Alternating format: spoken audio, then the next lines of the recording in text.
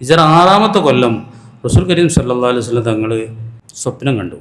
എന്താ സ്വപ്നം കണ്ട്? തവാഫ് ചെയ്യണതും മുടി എടുക്കണതൊക്കെയാണ് സ്വപ്നം കണ്ടത്.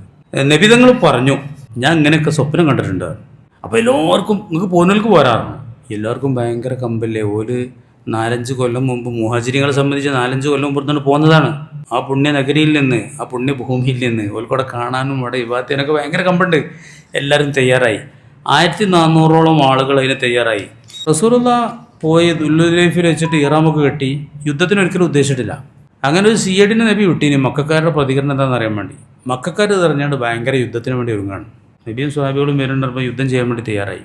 അപ്പോൾ റസൂലുള്ളാഹി സ്വഹാബത്തിനോടൊക്കെ അഭിപ്രായമൊക്കെ ആരാഞ്ഞു, മുഷാവറ ചെയ്തു, എന്താ നമ്മൾ വേണ്ടത്, നമ്മൾ പോവുക, നമ്മൾ യുദ്ധത്തിന് പോകുന്നതല്ലല്ലോ, യുദ്ധം ചെയ്യണമെങ്കിൽ നമുക്ക് അപ്പാണ് നോക്കാം എന്ന് പറഞ്ഞാണ്ട് പോയാണ്ട് ബനു കഅബ് ഗോത്രക്കാരുടെ തായ്വരയിൽ ചെന്നപ്പോൾ റസൂലുള്ളാഹിൻ്റെ ഒട്ടകം അവിടെ ഇരുന്നു. ഒട്ടകത്തിൻ്റെ പേരെന്താ? കസ്വ എന്നാണ്. കസ്വ അവിടെ ഇരുന്നു. അപ്പോൾ ആളുകൾ പറഞ്ഞു, ഖലഅത്തിൽ ഖസ്വാവു, ഈ കസ്വാവ് ഒട്ടകം ഇരുന്നു കളഞ്ഞു, നടക്കണില്ല, അത് പറ്റാൻ മടിച്ചയക്കണം എന്നാണ് പറയുന്നത്.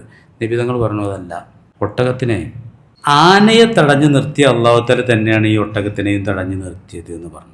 ആനയെ തടഞ്ഞവെന്ന് പറഞ്ഞാൽ ആനനെ മനസ്സിലായില്ലേ? ആനക്കല സംഭവം ഉണ്ടായല്ലോ. ആന പട വന്നിട്ട് കഅബ വിളിച്ചാൻ വേണ്ടി വന്നപ്പോൾ വാദി മുഅസ്സറിൽ ആന അവിടെ ഇരുന്നു. മഹമൂദ് പറഞ്ഞ ആന എന്തായാലും മക്കൻ്റെ ഭാഗത്ത് വിളിച്ചാൽ പോരൂല, വേറെടുക്ക് വിളിച്ചാലും പോവും. ആന അവിടെ നിന്നു. അതേമാതിരി ഈ ഒട്ടകം അവിടെ ഇരുന്നു. പിന്നെ റസൂലുള്ളാഹി ഇതൊക്കെ പറഞ്ഞാണ്ട് ഒട്ടകത്തിനെ തുളിച്ചപ്പോൾ ഒട്ടകം നേരെ നീച്ചാണ്ട് ഹുദൈബിയൻ്റെ ഭാഗത്തേക്കാണ് പോയി. ഹുദൈബിയ എന്ന ഒരു കിണറിൻ്റെ പേരാണ്. ആ ഏരിയയിലുള്ള അന്നൊക്കെ കിണറിനാണ് ഏറ്റവും പ്രധാനം. മരുഭൂമിയിലൊക്കെ ഒരു കിണറുണ്ടാകാൻ വലിയതാണ്. അതിന് ചുറ്റിപ്പറ്റി കുറേ ആളുകളുണ്ടാവും. ഹുദൈബിയൻ്റെ ഭാഗത്തേക്ക് പോയി അതിൻ്റെ അടുത്ത് പോയിരുന്നു ഈ ഒട്ടകം. പിന്നെ പോകില്ല.